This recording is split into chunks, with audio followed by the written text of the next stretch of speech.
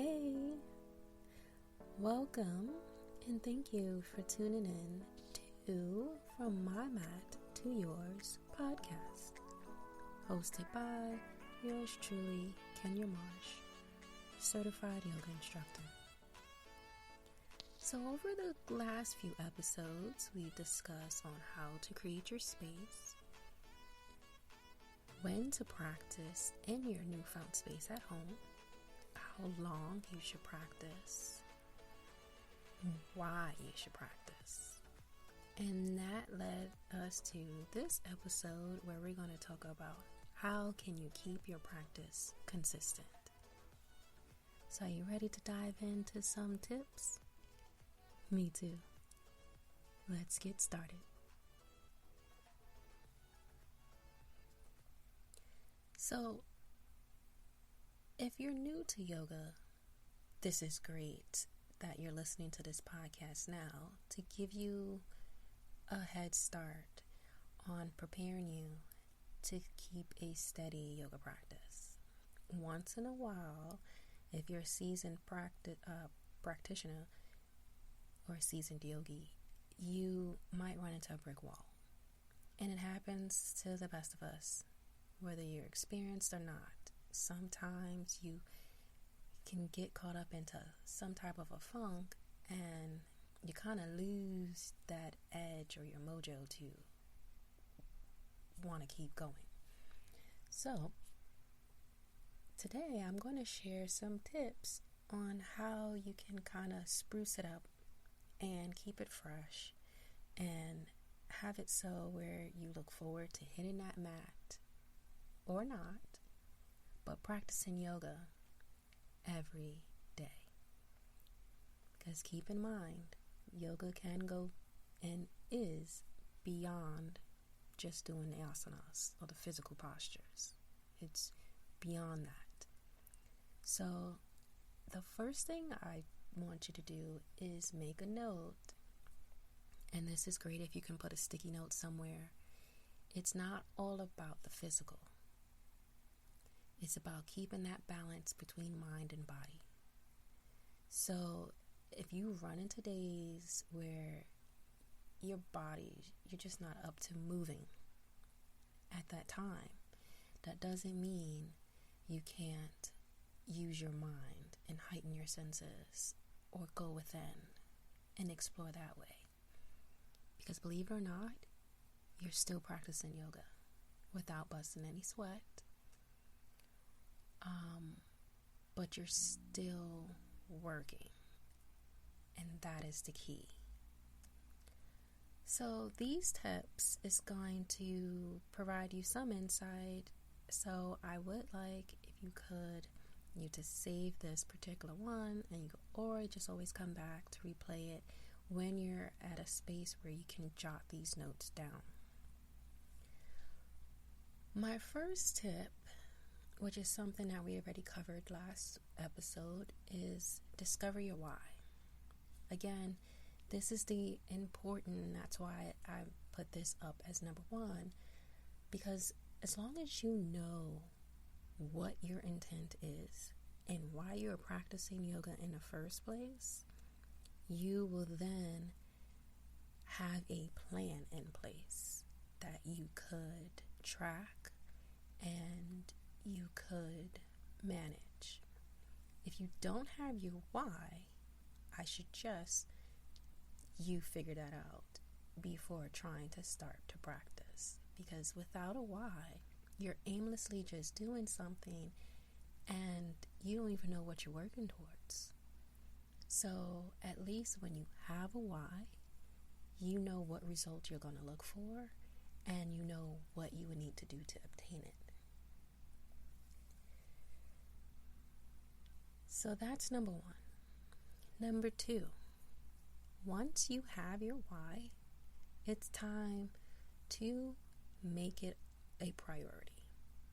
You are important, you are important, you are important. I can't stress that enough.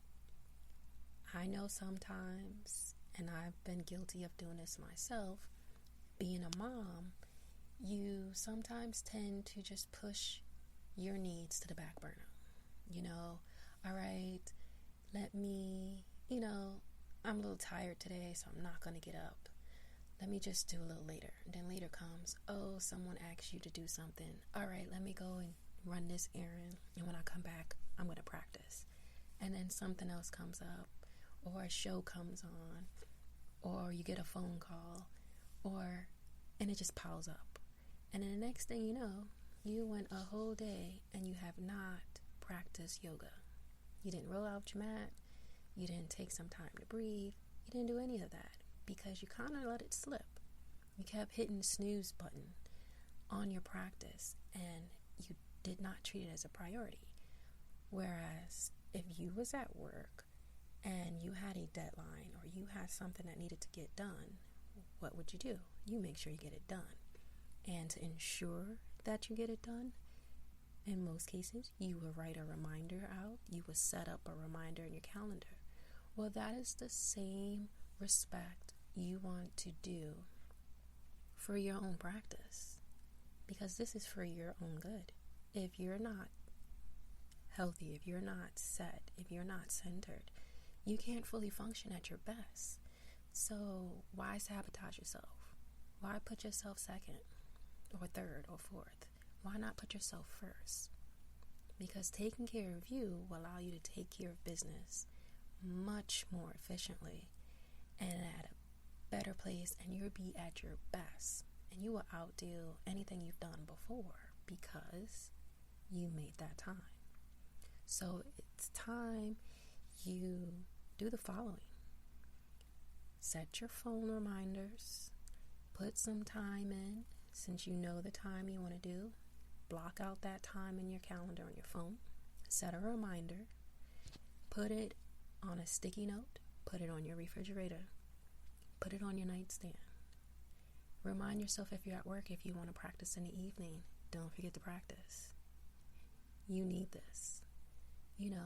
Inspire yourself and motivate yourself. You need to be a priority, and it's time you make a stand and do that. So that way you can keep elevating. And this also doesn't have to just be related to yoga. This could be for any fitness goal you set, any income goals you set, any goals you set. If you don't make it a priority, you won't achieve it. And then you'll just keep putting it on next year to next year, and then time will keep going by. So it's time to act now and change it up and make yourself a priority. That's step number 2. Number 3, after you've created your priority and you've created your calendar set to when you want to practice, you have your intent, you know what you're going for, you need to set the boundaries. And this is something that I had to stress for the first time this year for me to expand in my business. In order to see growth, and this goes with yoga practice or anything else you're working towards, you need to set boundaries. You need to tell family and friends you cannot be bothered at certain times. This is your meeting, and it's very important, and it's timeless at this point. It's priceless also, because you are now a priority. It may sound selfish. Some people may not understand, but that's not your problem. You are your own problem. So it's time we work on that. So setting boundaries with your spouse, your partner, your kids, your mother, your father, set those boundaries. I will get to you after this. Don't call me during this time, or if I'm turning off my phone, if I miss you, I'll get back to you, unless it's an emergency. Setting those boundaries is going to feel awkward at first, but once everyone get on the same page, you will see the difference, and you will feel good at the same time, because you know what? You matter. The next part is, once you've got yourself in a rhythm and you've got your routine in place, but then you hit like a brain fart and you're like stuck, or you hit a wall and you're stagnant, that is time where you want to change up your routine. So you don't want to get caught up in, oh, here we go, I'm doing the same thing. You always want to look at your practice as something new and exciting, So sometimes changing up your routine, changing up the order you do things, working on your opposite side first. Keep in mind, you may have some poses you want to avoid because it seems difficult. That could be the time you work on that a little longer. Because there is a saying, the pose you avoid, or the thing you avoid the most, is the thing you need to work on the most. So instead of avoiding what is challenging you, run into it full throttle and take it head on. So change it up. And then sometimes if you need to get some ideas, because sometimes we can draw a blank, that's when you could just set a timer so that way you don't go overboard. Because I know sometimes I've been good at that. Set a timer. Go on Pinterest, go on YouTube, or wherever you get your yoga inspiration, and just start looking for things and save it. And then go back to it. Oh, I'm going to try this. I'm going to try that. And then slowly add one new thing to your routine. Don't go to a brand new routine altogether. Just baby step it. One new routine, one new pose into your regular routine. And then it will become a routine. And then you can switch it up and then add more. Build it that way. So that's tip number 4. Tip number 5. Another great way is to join a yoga challenge. I know for me, when I first started my journey, Instagram challenges were fun. You get to try and join with yogis from around the world. Instagram to me has been the best place. It's a little difficult now because the algorithms has changed and with using certain hashtags, but if you keep doing a little digging, you can find some great challenges. And there's always something new every week, every month to spice up your practice. One of my favorite things is sometimes doing yoga in heels. Or like the previous challenge that I just seen is trying to resemble an animal you've seen doing yoga on the internet. So there's some fun, or just try doing yoga in random places like parks, shopping malls. You might embarrass your husband or your spouse or partner or your kids if they're shopping with you, but just have fun. Treat your practice like how a kid has in fun. Make it something that you can enjoy and do things you've never done before. It's always great to step outside that comfort zone in a fun and safe manner, of course. The next I would say is if you need additional help and anyone in your current circle is not on the same page as you, then that would be a great time to join a support group. There is a lot of different support groups on Facebook, depending on what you're trying to work on. So again, that takes you back to step one, or tip 1, where know your why. Know what you're looking for. There's a group most likely for what you're trying to achieve. And that way you can keep each other going, and possibly, which leads me to tip number 7, connect with an accountability partner. Having someone to hold you accountable, to make sure you stay on track to achieve your goals, is so helpful. It is something that will keep you going because you don't need to do this alone. You shouldn't have to. And it's harder because sometimes either we're too hard on ourselves or we're not hard enough. So you need that extra person, that next person to check in. Hey, did you do this? This is what you said. And then you know what? If you didn't do it, well, you owe me. Make it fun. Make it a challenge. If you miss what you set your goal to, then you have to do something for them. If you stay on track, then they do something for you. So make it fun, but make it something to keep you motivated. So finding an accountability partner is great. Or even if you need to, a mentor. There is some yoga mentors out there. I'm one of them as well. So if you do feel that you need a mentor, feel free to reach out to me. Just shoot me an email, and we could set up some type of arrangement so you don't feel you have to do this alone. Because I know I've been there the first year and a half of my practice, and it was a little hard. And I wouldn't want someone else to go through the same thing if you don't have to. The next step I would say is important as well is keeping a journal, because this is where you need to reflect. Look back what you did for the entire day. Did it work or did it not work? And if it did not work, then what are you going to do to change it for the next day? If it did work, how can you improve it? So that is something that will keep you going, it keeps your mind going. And that is still yoga too, because you're being mindful about the choices you're making and you're evolving. And it's all about that mind-body connection. The next thing is important too, is to celebrate your small victories. I know you have your big goals. You may have that goal pose in mind. You may want to sit in meditation for a whole hour, whatever it is. Celebrate, I showed up today. Celebrate each day you show up.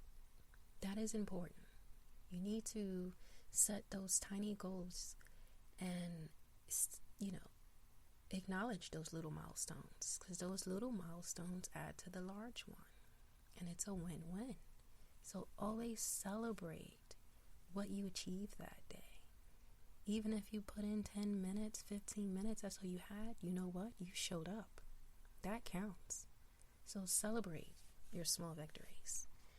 And the last step is to remember it is not all about the physical postures when practicing and trying to keep a consistent yoga practice.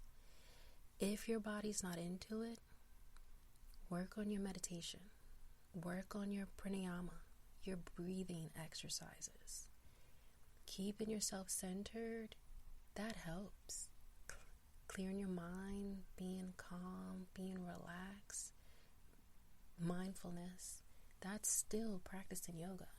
So sometimes, and I go through this when I'm under the weather and I'm not feeling good, sometimes I can't get to the mat. So in my bed, I would lay, I'm awake, I would put on some soothing music and I would just watch my thoughts, or sometimes just stay there, put my timer on for 10 minutes and just breathe and focus on those deep breathing. Do a mind cleanse and fill your lungs with oxygen. Get that extra oxygen in. That's still doing yoga. So keep in mind, if you can do that, you're still staying consistent with your yoga practice. And then possibly sometime throughout the rest of the day, that energy will pop in and you actually may even get some physical action done too. Win-win again. So that is all my tips for keeping a consistent yoga practice. The key thing that I want you to take away from today's episode is to keep it simple. Keep your practice exciting, fresh, and honor your body and mind. Sometimes you can work both, sometimes one or the other, but at least you're working something. Don't stop working. And that is the key for having a consistent yoga practice. So I hope you enjoyed today's podcast. Tune in next week where I go into how can you go about overcoming your fears. That should be interesting. So thank you for tuning in. I hope you enjoyed this. And if you have any questions, reach out to me. I'm always here. And I look forward to answering any questions if needed. Other than that, I hope you enjoy your up and coming weekend. Be safe out there because it's a 3-day weekend. Stay healthy, stay relaxed, and have a wonderful and productive day.